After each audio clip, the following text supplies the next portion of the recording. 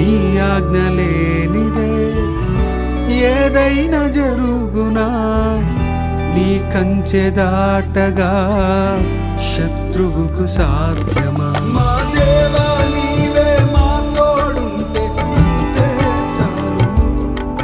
అపవాది తలచిన కీడులన్నీ వేలైపోవును. మా దేవా నీవే మా తోడుంటే అంతే చాలును. అపవాది